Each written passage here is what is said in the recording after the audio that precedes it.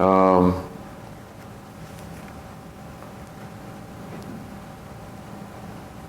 can't always read all these questions. Yeah, okay. There's a question about dealing with the esoteric. I recommend generally to avoid the exotic, the esoteric, the occult. In the Bible it says to avoid the supernatural. It doesn't deny that the supernatural exists, so that there is a supernatural. That Ouija boards don't work, that psychics aren't frequently correct. What it says, it doesn't say that it's not, that it has no reality. It just says don't go there. Why don't go there? Because first of all, it's an invisible realm. You have no idea who or what you're dealing with, what you're talking to. You're dealing with astral realms that are full of things that are beyond your comprehension. If you calibrate the energy field of various astral enterprises, entities on the other side, supposed masters, teachers, and all these things. If you calibrate the energy level, you'll find they're usually lower astral. Some of them become quite famous over time, legendary almost. But when you calibrate the energy level of that entity, it becomes apparent that your enlightenment is not what it's interested in. Invest in thoroughbred horses is not exactly whatever. First of all, you're not equipped to deal with it. Secondly, it's invisible. Unless you calibrate it, you have no idea of the level of integrity. My own experience or understanding of it is, or experience with it has been, the lower astral is filled with those energies which have denied God and hate God. Refused God. The way you get to the lower astral is you refuse or you hate God. And one reason you do this is you're envious of God because you think that the core of your own ego is God. The refusal to give up the imaginary divinity of the ego and surrender it to God is the refusal that gets you to the lower astral. The lower astral is made up of those who refuse God and hate God, but who are aware that having done so, they have now denied themselves access. The human, by virtue of the nature of being the human, has the potentiality to evolve to heaven and to the presence and the awareness of God, and therefore is hated for that.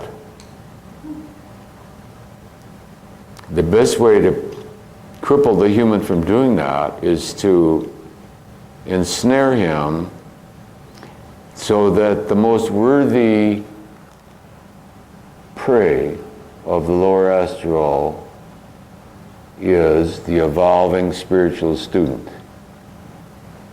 The spiritual student who is on their way, seriously committed, and starts going into beatific spaces, tracks them right out of the lower astral like bang, like gravity. They come right out like jackals waiting for the prey. What makes you vulnerable to them is your innocence, the spiritual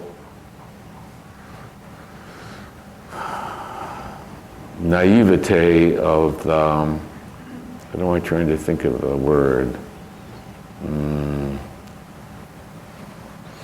Spiritual maturity comes at considerable cost. A true teacher tries to, by advisement, give you the information you need to bypass those snares. If you get caught in the snare, the evolution of consciousness can proceed, but it can be exquisitely awful and painful and agonizing for Great lengths of time. All right, so the evolving spiritual aspirant, the naivete is the downside in which they are attacked and get hooked. All kinds of very outlandish schemes are presented. The way to get to heaven is to kill Americans and blow them up. You know, people buy that. They buy that out of spiritual naivete. Naivete. They actually believe it. Let's see if they actually believe it. You think they're just brainwashed? They actually believe that by killing Americans, you get to heaven and you serve Allah. They actually believe that. Resist. There you go. If I can convince you that going out and killing innocent people and children is serving God, then you'll do it. Hitler did it with a whole nation of people, got them all to march their death. World War II, we saw whole generations, whole nations marching off to death. And those weren't even spiritual gurus, those were just political ones. So you see how vulnerable the human psyche is. Basically, the human psyche is innocent. It's like the hardware, and you can program it with any software. Start early enough, you can program any consciousness to believe anything. Even when confronted by its opposite, it will sit there and refuse it. I see in this week's Time magazine, the Japanese spiritual leader who released the sarin gas in the Japanese subway. A very interesting follow-up article. Having gassed all these innocent people for no reason whatsoever, not even a spiritual justification, not even a rationalization, he has no lack of followers. How do you explain that? An interview with a woman there who joined that Japanese pseudo-spiritual cult after he did that. When asked why, she said because she's afraid of death. Weird, huh? All right. So even somebody demonstrably demonic, even a 5-year-old would know that this is a demonic entity, still has no lack of followers. So the downside of human naivete then makes us all vulnerable. If it wasn't for the fact we were all vulnerable, we all would have become Buddhas thousands of years ago. It's because we didn't know any better out of ignorance and innocence that one is prey to those who are more advanced in deception. Don't fool yourself that you are smarter than the deceptive capacity of lower astrals. You're not. The first thing that will save you is humility. You are not smarter. These entities have been at it for millennia. They can sense the slightest weakness in your psyche and know just how to pull that out. And they'll have you licking their boots, thinking you're serving God. All right, I don't want to build them up to be greater than what they are, but they are extremely clever. Extremely clever. All right, so the only thing that will guard you against it is spiritual education and sophistication. One of the reasons that I have been a champion of the kinesiologic method is because man can't tell truth from falsehood. Unless you're intuitively quite advanced spiritually, you just don't get that that's out. You don't get that that's out. Sedona is full of people, naively led by the nose through all kinds of astral circus stunts by all kinds of incredulous, unbelievable entities on the other side, sacrificing wife, children, families. You can't have sex with each other, but you can have with me. I mean, the delusional craziness that goes on, you say, nobody believes that. Oh yes, they do. They believe it. They believe it. In this lifetime, we've seen gurus go up and go down. We've seen them collect millions of dollars worth of vehicles, cars, millions of dollars of money, and then tell the public that they're higher than Jesus and crash. Higher than Jesus, come on. You'd have to calibrate over 1,000 to be higher than Jesus. No. So we've seen them crash and burn one after another. Because we're innocent, we believe in purity and goodness and all these kind of things. We're not on our guard about such things. One time I was in New York City in the Three Guys restaurant, and I met a well-known guru. At that time I was enthused about a certain technique, and I said, I think we should share this with the world. Share this with the world, see? I believe in discovering a thing and then sharing it with the world. I mean, that's what the purpose of discovering it, then, to share it with the world. At this point, he became livid. Livid. Give it away for free? I thought, monasteries and the priesthood, everybody's struggling with sin. And here's a way of letting go of sin as an attachment. Sin, nothing but an attachment. We'll take it to the monasteries, we'll take it to the priests, we'll take it to the public. At that point, the strangest thing happened. All of a sudden, another voice came through him. I'd known this guy for years.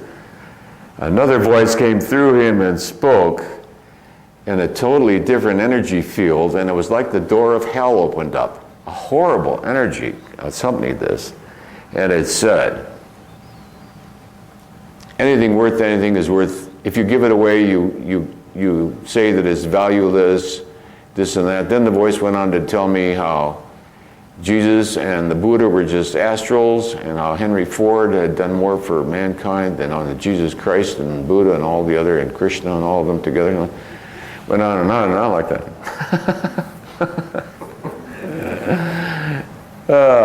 So it's almost like you reach a certain level of spiritual awareness, you trigger. It's, you might say it's opposite, you know? You want to give it away for free, instantly it wants you to sell it. You know, I'm saying it's strange, you know? Totally unexpected, out of the blue. We all know that spiritual wisdom says leave Ouija boards alone. Is that universal? We're all in agreement? You've all heard that? Have anybody told you that playing with Ouija boards is good for your spiritual awareness? Oh, universally it's condemned. Everybody says, stay away from Ouija boards. It doesn't say they don't work. It says stay away from them. It's because the astral looks to dominate you. Pretty soon you're beginning to want to serve the astral on the other side, and the astral entity loves to gain power over a human and delay his progression to God. He says, you're on your way as a human being, your destiny is ultimately salvation and heaven, etc. The entity who has cut themselves off from that potentiality gains credit in its own domain by holding you back. You understand what I'm saying? The more converts it can take out of the spiritual, legitimate spiritual dimension, the greater becomes its power. The greater becomes its power. So the rulers of great astral domains are extremely clever. Never try to pit your wits against them. They've been at it for millennia. They're experts at manipulating, dissimulating,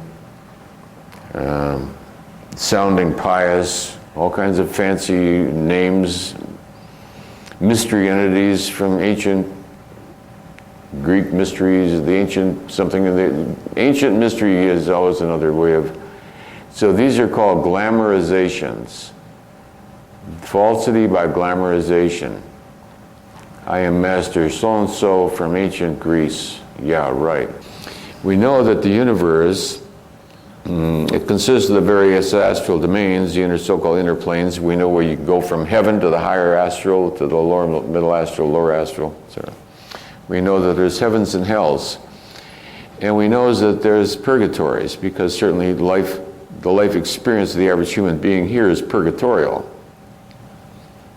You can go from the pits of severe pain to the highest ecstasy. You can pick the luciferic and the satanic and the demonic, or you can pick enlightenment.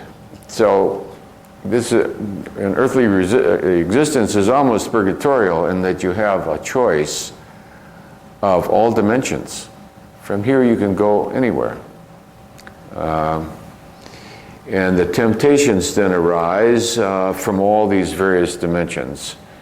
And by choice then, your own buoyancy in the sea of choices, the karmic potentiality of evolution of consciousness, is decided from moment to moment. Every single decision changes the infinite potentiality. What purpose does it serve? I don't see that it serves any purpose. I can live without it myself. Like a broken ankle, I mean, I get along so without it. I think a teacher should share what he's learned about the downside, because I hear that sucking sound as people go down, and people that were once great teachers, and you calibrate their early books, and now you calibrate what their consciousness level is now, or before it was before they died, and you saw that they crashed and burned. It would be like spiritual evolution is the enemy of that which is grossly negative, and it seeks to pull you down. It seeks to pull you down. It hates that which it sees as more powerful and more evolved than itself. That's about all I can figure out of it. Does it serve any purpose? Not any that I can see.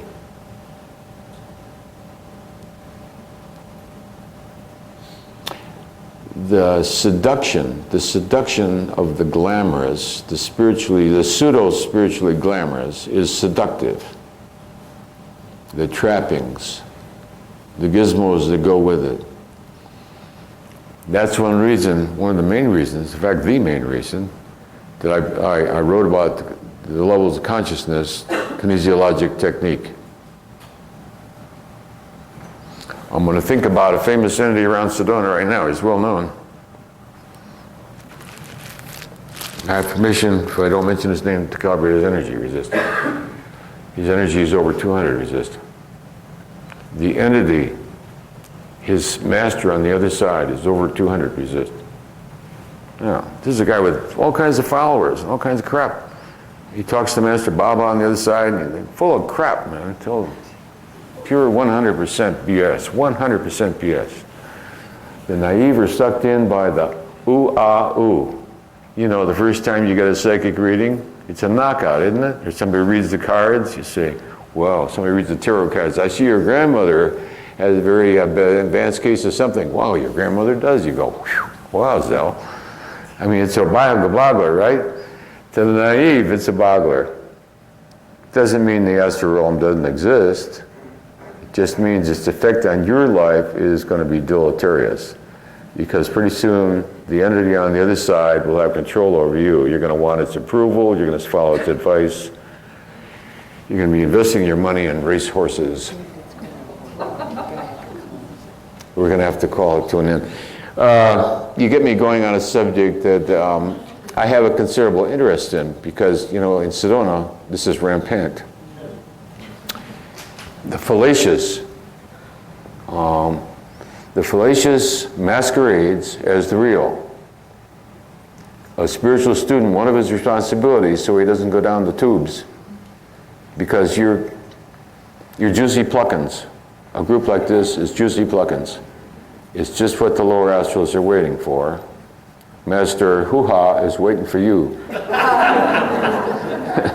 Card tricks, magic stones, magic gems, all kinds of magic, stones, rituals, the glamour of it all. And you see, you come out of a world of reason and logic, and you come into the supernatural world. Everybody's knocked out about it. You know, the first time you get a psychic reading, it boggles everybody's minds. The first time you get the tarot cards read.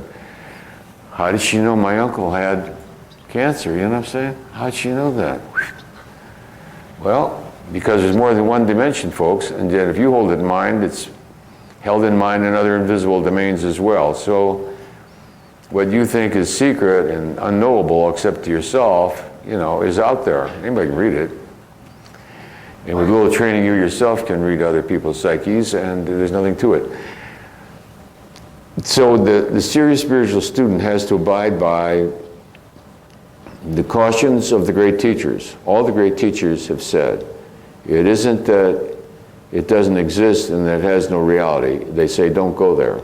You're not equipped to go there. You're not trained to deal with lower astrals. They can dissimulate in ways that are so convincing that unless you're quite erudite. I was in a very advanced state, I mean a very advanced state, at one time, beyond all form, in a state of infinite power. How would we describe the state? It was this great state beyond all form, beyond all wantingness, beyond all individuality. It was at one with the infinite power of the universe. And a knowingness came on, not an entity. I've never seen any entities. A knowingness came on. The knowingness spoke thusly. Now that you realize you're beyond individual karma, and that there is no God to which you are answerable, inasmuch as you have no karma to begin with, and no such God as religion believes in even exists anyway, you're beyond all karma. You're answerable to nothing. All power is yours. Own it. That's what the knowingness came to me as. Answerable to nothing. You've got no karma to answer for, and no arbitrary God up there who's going to punish you, even if you did have karma to answer for. You don't believe in the God of the Old Testament. You're beyond form. You're beyond individual personal karma. That was true. At that point, I was totally beyond all personal karma. Answerable to nothing and to no one.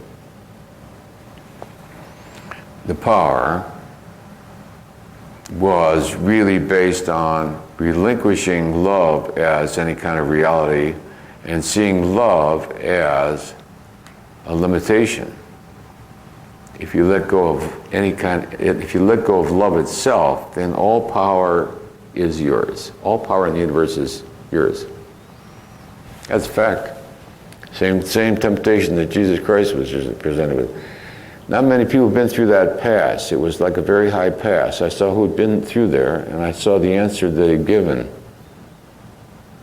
And the defect was to try to own the power of God and without owning the love of God.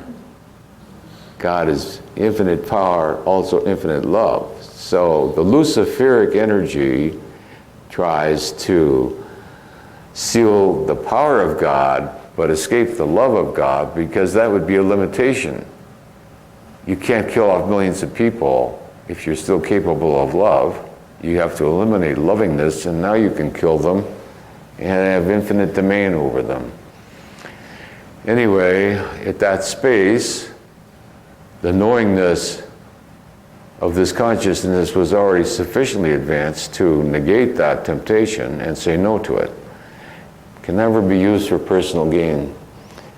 I saw Jesus Christ had been there and said no to it. I saw some other gurus throughout history who had said yes to it, and I saw why they said yes.